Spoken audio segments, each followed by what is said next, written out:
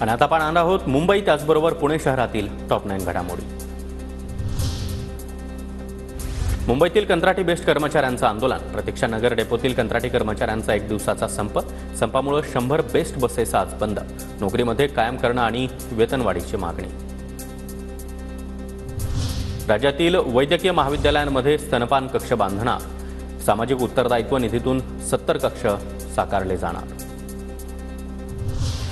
मुंबई महानगरपालिकेच्या रुग्णालयांमध्ये आजपासून औषध पुरवठा बंद होणार, थकबाकी न मिळाल्यानं वितरकांचा निर्णय, पालिका प्रशासनाकडून 120 कोटींची थकबाकी।